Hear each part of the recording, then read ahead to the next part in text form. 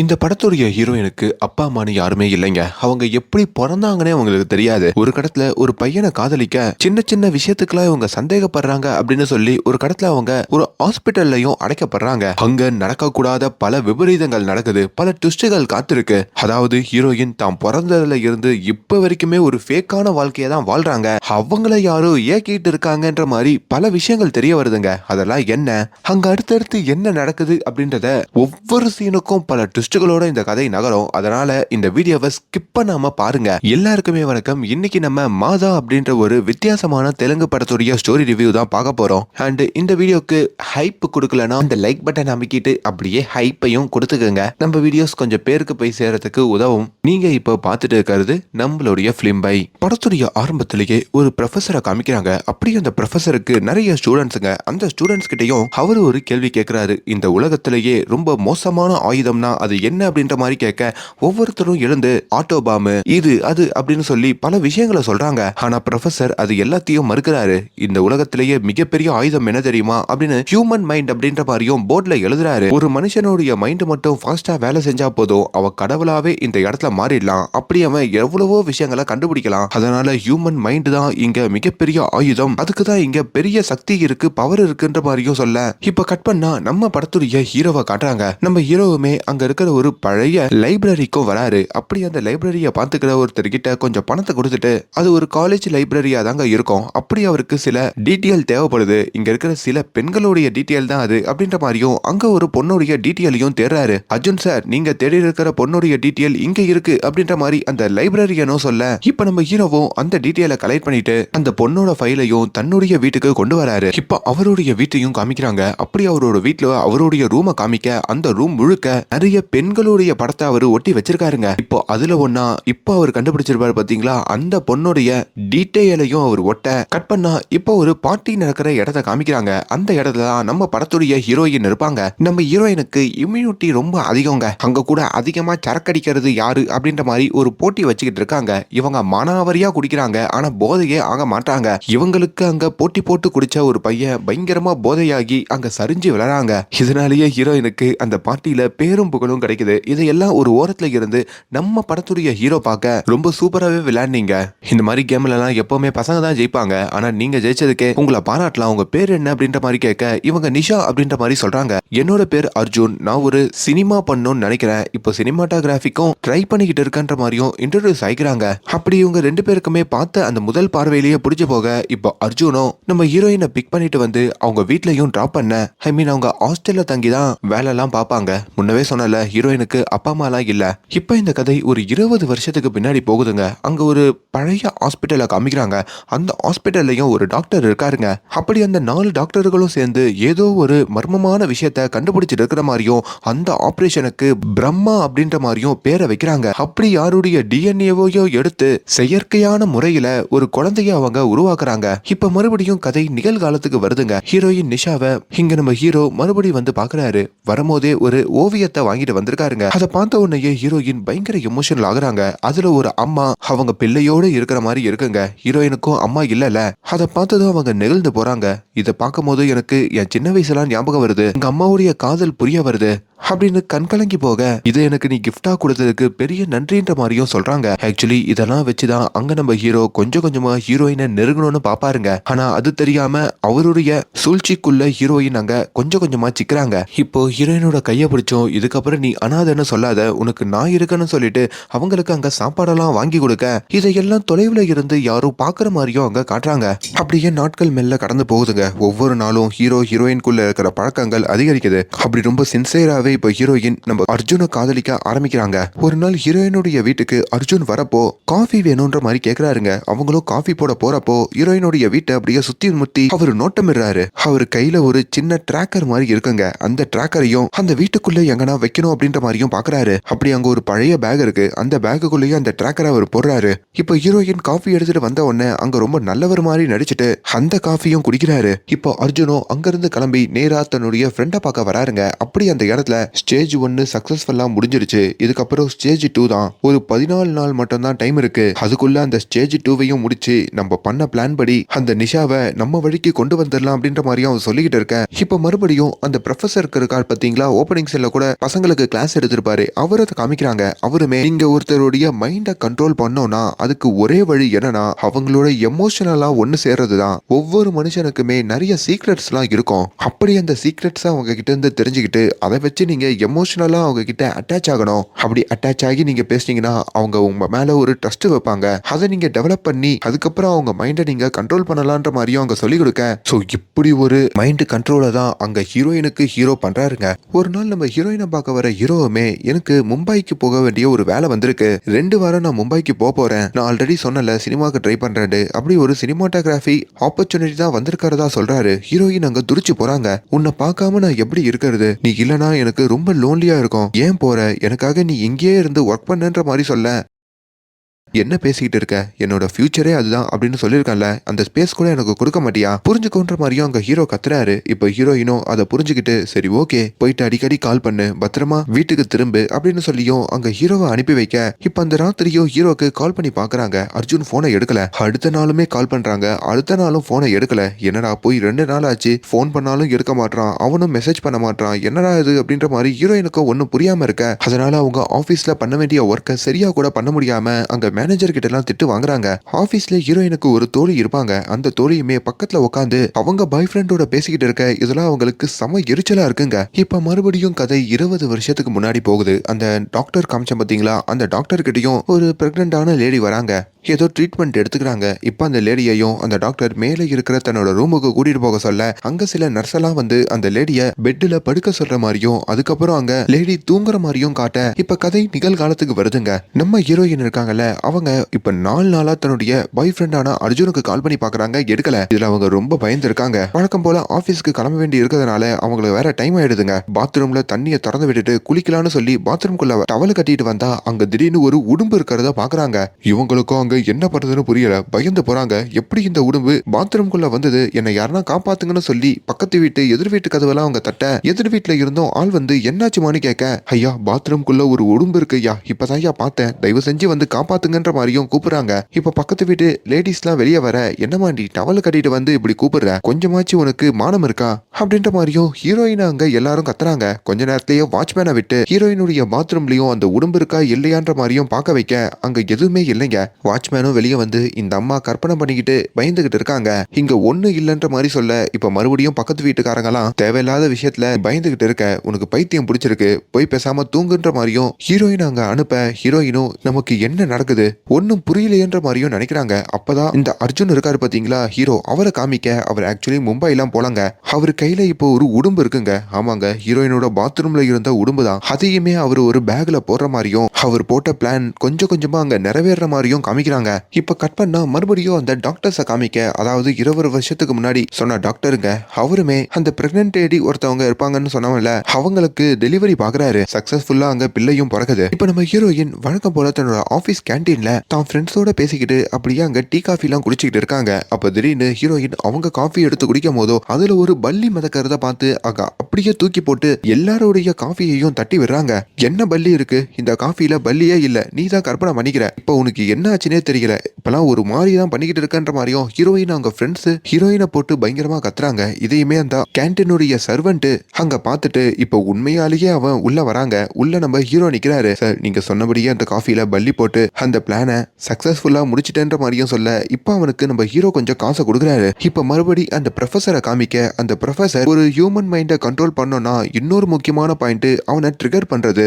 அப்படி அவனை ட்ரிகர் பண்ணி விட்டு அவனை பதட்டமாக வச்சு அவன் மைண்டை நம்ம ஆக்கியபை பண்ணிக்கலான்ற மாதிரியும் சொல்லுவாரு. ஹீரோயின் தன்னுடைய ஃப்ரெண்ட்ஸோட இப்போ ஒரு மாலுக்கு வந்திருக்காங்க. அப்ப ஹீரோயினை கிராஸ் பண்ற ஒரு பையனுமே ஹீரோயினோட கையில ஒரு தவறான விஷயத்த வச்சுட்டு போயிடுறாங்க. ஹீரோயினுக்கோ பயங்கர கோவம் வருது. அந்த பையனையும் தான் ஃப்ரெண்டோட சேர்ந்து சேஸ் பண்றாங்க. உனக்கு எவ்வளவு தைரியம் இருந்தா புருஷன் பொண்டாட்டி யூஸ் பண்ற விஷயத்த என் கையில வச்சுட்டு போவ, உனக்கு கொஞ்சமாச்சு அறிவு இருக்கா, இது இருக்கா, எல்லாரும் வாங்க இந்த பையனை என்னன்னு கேளுங்கன்ற மாதிரியும் அங்க அவங்க பிரச்சனை பண்ணிக்கிட்டு இருக்க. அப்பதான் ஹீரோயினுடைய பேக் அங்க வந்த ஒருத்தர் செக் பண்றாரு. செக் பண்றப்போ அதுல நிறைய அந்த மாதிரி பொருட்கள் இருக்கிறதா அங்க பாக்குறாங்க. பாத்தீங்களா சார், இவங்க பேக்லயே இதெல்லாம் வச்சுக்கிட்டு என் மேல தப்பு சொல்றாங்க, இவங்கள பிடிச்சி என்னன்னு கேளுங்கன்ற மாதிரியும் அந்த பையன் சொல்ல ஹீரோயின் அங்க உறைஞ்சு போறாங்க.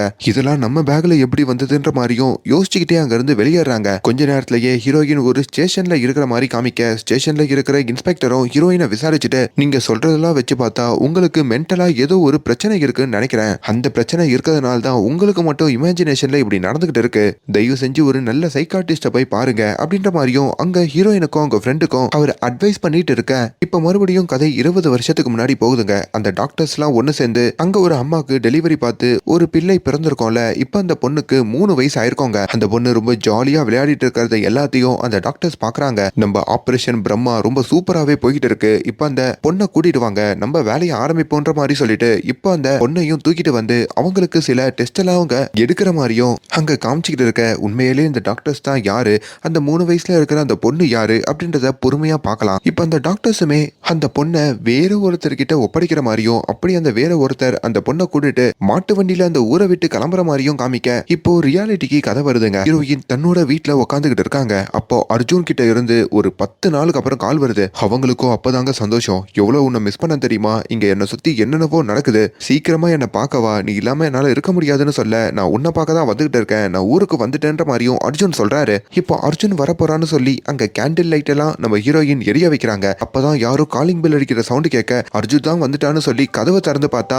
அங்க சில போலீஸ்காரங்களை கூப்பிட்டுக்கிட்டு நம்ம ஹீரோயினோட தோழி வந்து நிக்கிறாங்க. என்னடி என்ன ஆச்சுன்ற மாதிரி கேட்க, நிஷா நம்ம டாக்டர் கிட்ட ட்ரீட்மெண்ட் போனோம்ல, அப்படி அந்த டாக்டருக்கு உனக்கு மென்டலா ப்ராப்ளம் இருக்குன்ற மாதிரி சர்டிபிகேட் கொடுத்திருக்காரு, இதுதான் அந்த சர்டிபிகேட், இப்படி இருக்கிறவங்க இங்க இருக்க கூடாதான், மென்டல் ஹாஸ்பிட்டல்ல தான் இருக்கணுமா, அதனால உன்னை அங்க கூட்டிட்டு போகிறதுக்கு தான் நான் இவங்களை கூட்டு வந்திருக்கேன்ற மாதிரி சொல்ல, என்னடி என் ஃப்ரெண்டா இருந்து பெருசா வில்லி மாதிரி பேசுற, நான் நல்லா தாண்டி இருக்கேன், எனக்கு உண்மையாலேயே அதெல்லாம் தோணுதுதான், என்ன நம்புங்கன்னு சொல்ல. ஆனா அங்க இருக்கிற யாருமே கேட்காம இந்த மென்டலை தூக்கி மென்டல் ஹாஸ்பிட்டல்ல போடுங்கன்னு சொல்லி அங்க ஹீரோயினை தரன்னு எழுதிட்டு போறாங்க. அப்படி ஹீரோயினையும் அவங்க வீட்ல இருந்து அனுப்பி வச்சுட்டு அவங்க தோழி இருக்காங்கல்ல, அந்த தோழியும் ரொம்ப ஜாலியா இருக்கிற மாதிரியும் அங்க காமிக்கிறாங்க. அப்படி ஹீரோயின் ஹாஸ்பிட்டலுக்கு போயிட்டு இருக்கிற வழியில தான் அந்த அர்ஜுன் கிராஸ் பண்றாரு. அர்ஜுன் அர்ஜுன் என்னை காப்பாத்து அர்ஜுன் அப்படின்னு ஹீரோயினும் கத்துறாங்க. ஆனா அது எதுவுமே அர்ஜுனுக்கு கேட்கலைங்க. ஏன்னா இவ்வளவு பிளான் பண்ணதே அந்த அர்ஜுன் தானே. இப்ப ஹீரோயினை கூட்டிட்டு அந்த ஊருக்கு ஒதுக்குப்புறமா இருக்கிற ஒரு மென்டல் ஹாஸ்பிட்டலுக்கும் அங்க வராங்க. அங்கேயுமே ஒரு இருட்டு ரூம்ல நம்ம ஹீரோயினை உட்கார வைக்கிறாங்க. அவங்களுக்கும் அந்த டாக்டர்ஸ் ஊசியெல்லாம் போட வர, ஆனா ஹீரோயின் அந்த டாக்டர் உதைக்கிறாங்க. இப்ப அங்க இருக்கிற ஒரு இருட்டு ரூம்லயும் ஹீரோயினை போட்டு பூட்டுறாங்க. அந்த ரூமை விட்டு அவங்களால வெளியவே போக முடியலைங்க. ரூம் வேற ரொம்ப பாலடிச்சு போயிருக்கு. தன்னை சுத்தி இங்க என்ன நடக்குது, எதுக்கு எனக்கு இப்படி ஆகுது, ஒண்ணுமே புரியலையேன்ற மாதிரியும் ஹீரோயின் அங்க ஸ்ரம்பிச்சு போக. இப்ப அந்த மென்டல் ஹாஸ்பிட்டலும் காமிக்கிறாங்க. அந்த மென்டல் ஹாஸ்பிட்டல் அவ்வளோலாம் ஒண்ணு நல்லா இல்லைங்க. அங்க இருக்கிற எல்லா மென்டல் பேஷண்ட்டையும் இவங்க ஒரு எலி மாதிரி தான் பயன்படுத்துறாங்க. அப்படி மென்டல் ஹாஸ்பிட்டல்ல நிறைய மருந்துகள்லாம் கண்டுபிடிப்பாங்க போல இருக்கு. அந்த மருந்தெல்லாம் அங்க இருக்கிற மென்டல் ட்ரீட்மெண்ட் எடுத்துட்டு வர பேஷண்ட் கிட்ட அவங்க பயன்படுத்தி அவங்கள மேலும் மேலும் மென்டல் ஆக்கிட்டு இருக்காங்க. இப்போ ஹீரோயினையும் அப்படி ஒரு மருந்தை டெஸ்ட் பண்ணதுக்காக தான் கூட்டிட்டு போறாங்க. போற வழியிலையும் ஹீரோயின் அங்க நிறைய செல்லுல நிறைய நபர்கள் காப்பாத்துன்ற மாதிரியும் கத்திக்கிட்டு இருக்கிற மாதிரியும் அங்க பாக்குறாங்க. இதெல்லாம் கூட பரவாயில்லங்க. அங்க ஒரு பியூன் இருக்காரு. அந்த பியூனு அங்க இருக்கிற வாட்ச்மேனோட சேர்ந்துக்கிட்டு ராத்திரியில அங்க ட்ரீட்மெண்ட் எடுத்துக்கிற நிறைய பெண்கள் கிட்ட மயக்க மருந்து கொடுத்துட்டு அவங்க கிட்ட எல்லாம் தப்பா நடக்கிறாங்க. அதையும் ஹீரோயின் பார்த்துட்டு ஐயோ இவனுங்க நம்ம கிட்டயே இது மாதிரி மருந்து கொடுத்து எதனா பண்ணிடுவாங்களோன்ற மாதிரியும் பயந்து போறாங்க. இப்போ அடுத்த நாளுமே ஹீரோயின் காலையில அந்த பியூனும் வாட்ச்மேனும் வந்து ஒரு இடத்துக்கு கூட்டிட்டு போறாங்க.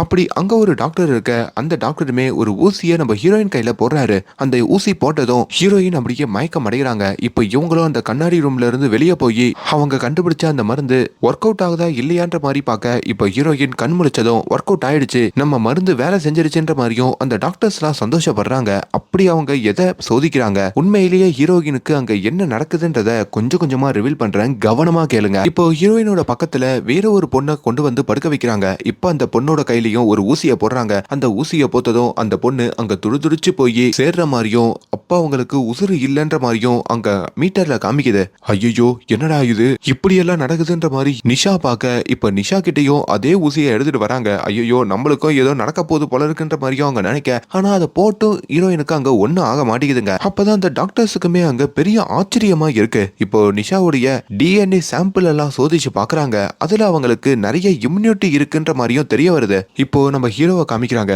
நம்ம ஹீரோவுமே வெளியில ஒரு டாக்டரை வந்து பாக்குறாரு. நம்ம யோசிச்ச மாதிரியே நிஷாவை அவ சாம்பிள் எல்லாம் வச்சு அந்த ஹாஸ்பிட்டல்ல சோதிக்க ஆரம்பிச்சிட்டாங்க போல இருக்கு. இன்னும் நமக்கு 2 வாரம் தான் டைம் இருக்கு, அதுக்குள்ள நம்ம பண்ண வேண்டியதை பண்ணணும்ன்ற மாதிரியும் சொல்ல ஹீரோவும் அங்க பயங்கரமா யோசிக்கிறாரு. இப்ப அந்த மென்டல் ஹாஸ்பிட்டல்ல இருக்கிற டாக்டருமே அவருடைய முதலாளிக்கு கால் பண்ணி, இங்க நிஷான ஒரு பொண்ணுடைய உடம்புல அந்த ஊசியை போட்டு டெஸ்ட் பண்ணி பார்த்தோம், அவளுக்கு ஒண்ணுமே ஆகல, அவ இன்னும் ஹெல்த்தியா தான் இருக்கான்ற மாதிரி சொல்ல, அப்போ நம்ம கிட்ட இருக்கிற எல்லா கண்டுபிடிப்புகளையும் அவ மேலேயே யூஸ் பண்ணுங்க, நம்மளுக்கு ஒரு சரியான எலி மாட்டிக்கிச்சு அப்படின்ற மாதிரியும் அவர் சொல்றாரு. அதுக்கப்புறம் அந்த ஹாஸ்பிட்டல்ல பல விதமான கொடுமைகள் ஹீரோயின் அனுபவிப்பாங்க. அந்த கொடுமையினால சரியா சாப்பிட முடியாமையும் ஏன் சரியா குளிக்க முடியாம கூட அவங்க ரொம்ப கஷ்டப்படுவாங்க. நாளளவுல அந்த ஹாஸ்பிட்டல்ல இருந்து இருந்து ஹீரோயினுக்கு உண்மையாலேயே மென்டல் ஆகுதுங்க.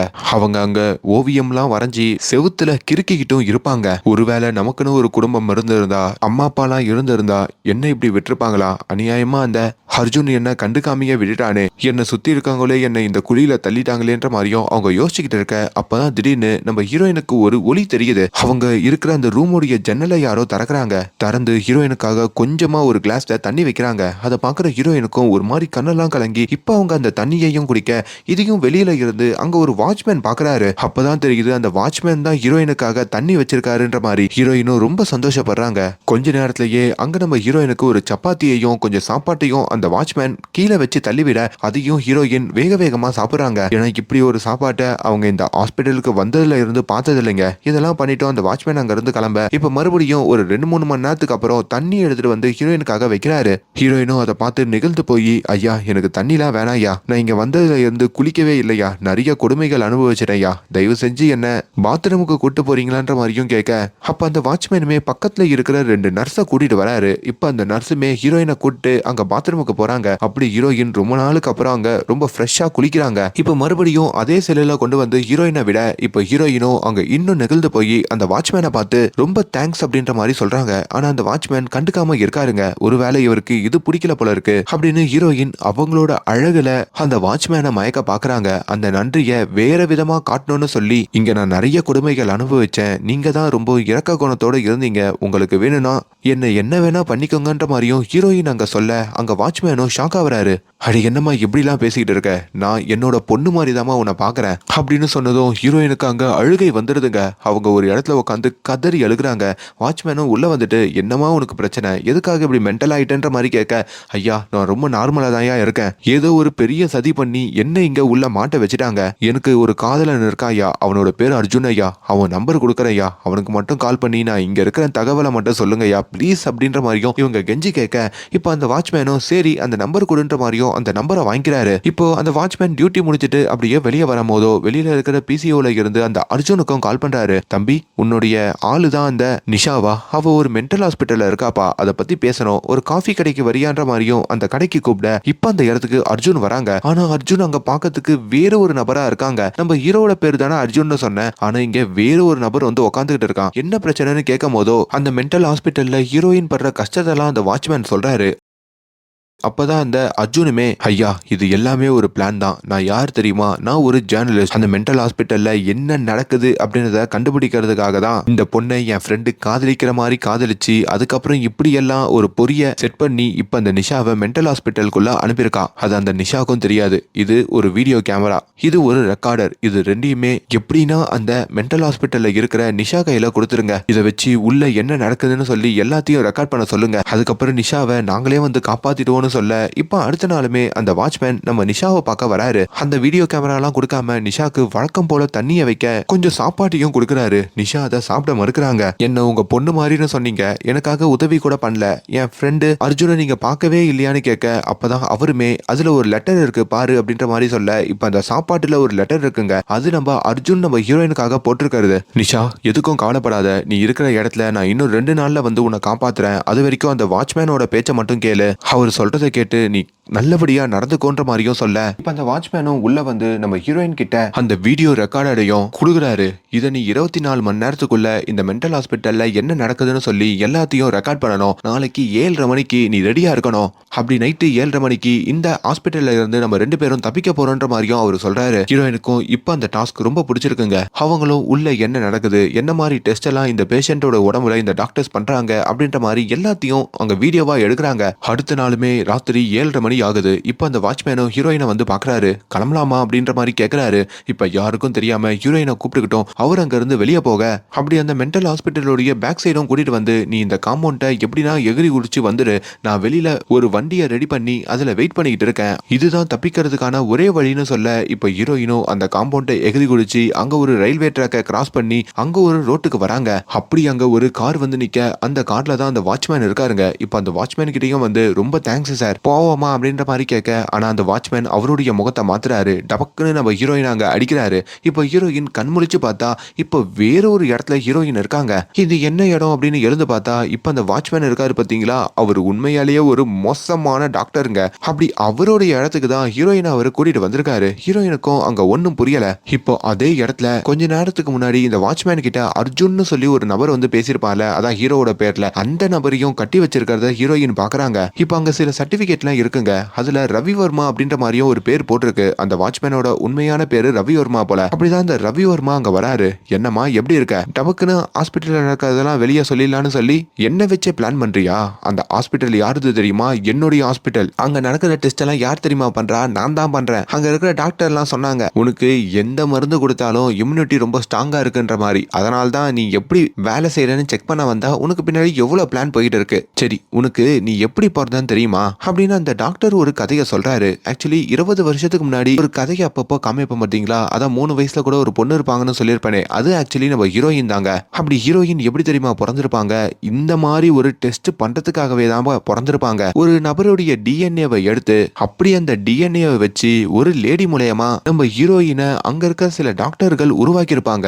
அப்படி அதுல ஒரு டாக்டர் தான் இந்த ரவிவர்மாங்க. அதுக்கப்புறம் ஹீரோயினை ரவிவர்மாவோட கண்ட்ரோல்ல ஒப்படைக்க அவரும் ஹீரோயினுக்கு பல விதமான டெஸ்ட் எல்லாம் எடுப்பாரு. ஆனா திடீர்னு ஒரு நாள் நம்ம ஹீரோயின் காணாம போயிருப்பாங்க. அங்க இருக்கிற யாரோ நம்ம ஹீரோயினை காப்பாத்தி வெளியில எங்கேயோ விட்டுருப்பாங்க. அதுல இருந்து இந்த ரவிவர்மா உடஞ்சு போயிருப்பாரு. எந்த மருந்து கொடுத்தாலும் தாங்கிற இந்த மாதிரி ஒரு பொண்ணை மிஸ் பண்ணிட்டோமே, இதுக்கப்புறம் யாரை வச்சு நம்ம டெஸ்ட் பண்ணுவோம்னு சொல்லி இப்போ ஹீரோயினை தேடி அலையா அலைஞ்சிருப்பாரு. அப்படிதான் ஹீரோயின் ரொம்ப நாளுக்கு அப்புறம் இப்போ சிக்கிருப்பாங்க.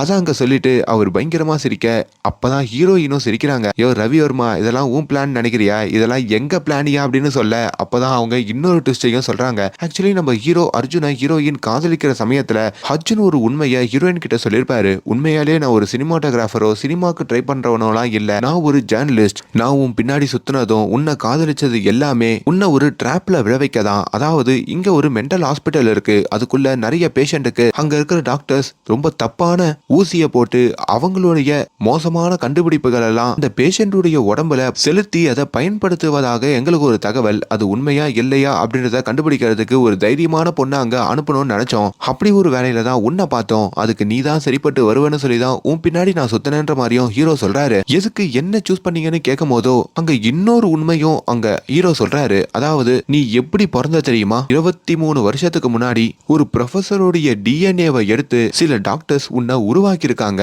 அதுவும் இதுக்காகவே உருவாக்கி இருக்காங்க. அதெல்லாம் செயற்கையான முறையில நடந்திருக்கு. ஆனா நீ அதுல இருந்து எப்படியோ தப்பிச்சு அதுக்கப்புறம் ஒரு ஆசிரமத்துல வந்து சேர்ந்து அதுக்கப்புறம் அங்க வளர்ந்திருக்க. இது எல்லாமே ஓப்பனிங் சீன்ல நம்ம ஹீரோ ஒரு லைப்ரரியில இருந்து ஒரு ஃபைல் எடுத்துருப்பாரு பாத்தீங்களா, அதுல பிரம்மான்னு போட்டிருக்கோம்ல, அதாவது ஆபரேஷன் பிரம்மா, அந்த ப்ராஜெக்ட்ல இருந்து அவரு தெரிஞ்சிருப்பாருங்க. அதை வச்சு பார்க்கும்போது அந்த ஆபரேஷன் பிரம்மான்ற ப்ராஜெக்டே ஹீரோயின் தாங்க. அதாவது என்னன்னா ஒரு ஆண் பெண் சேர்ந்தாதான ஒரு பிள்ளைய பெத்துக்க முடியும். ஆனா இவங்க ஆபரேஷன் பிரம்மா என்னன்னா ஒரு டாக்டர் நினைச்சாலே ஒரு பிள்ளைய உருவாக்க முடியும் அப்படின்ற மாதிரி ஒரு ஆபரேஷனுங்க. அதாவது பிரம்மான்ற பேரை வச்சு டாக்டர்ஸே பிரம்மாவா ஆகிற மாதிரி அந்த ப்ராஜெக்டை டிசைன் பண்ணிருப்பாங்க. அதுக்காக தான் பல டெஸ்ட்டுகள் அவங்க இப்ப வரைக்குமே எடுத்துட்டு இருப்பாங்க. ஆனா இது எதுவுமே நம்ம கையில இல்ல. இதனால மனித இனமே அழிஞ்சு போகலாம். அதெல்லாம் தடுத்து நிப்பாட்டணும்னு சொல்லி தான் நான் பல ஸ்டெப் எடுக்கிறேன். இதெல்லாம் டெஸ்ட் பண்ற டாக்டரை கையும் களவுமா பிடிக்கணும். அதுவும் உன்னை உருவாக்குனவங்க அவங்க தான். அவங்கள நீயே பிடிச்சு கொடுத்தா தான் கரெக்டா இருக்கும்னு சொல்லி தான் நம்ம ஹீரோயினை இதுல இன்வால்வ் ஆகுறியான்ற மாதிரி ஹீரோ கேட்டிருப்பாரு. ஹீரோயினும் அதுக்கு சம்மதிக்க, அப்ப நான் சொன்ன மாதிரிலாம் நீ கொஞ்சம் நடிக்கணும்னு சொல்லி தான் ஹீரோயினை அங்க நடிக்க வச்சிருப்பாரு. அதாவது ஹீரோயின் அந்த பாத்ரூம்ல உடும்பு பார்த்த மாதிரி நடிச்சிருப்பாங்க. அதுக்கப்புறம் அந்த காஃபிலையும் பல்லி இருந்த மாதிரி நடிச்சிருப்பாங்க. அப்படி நடிச்சு நடிச்சு தன்னை சுத்தி இருக்கிறவங்களெல்லாம் தான் பைத்தியம் தான் அப்படின்ற மாதிரியும் நம்ப வச்சிருப்பாங்க. அப்படி இதெல்லாம் பண்ணி அவங்க வாண்டடா தான் இந்த மென்டல் ஹாஸ்பிட்டலுக்கு வந்திருப்பாங்க.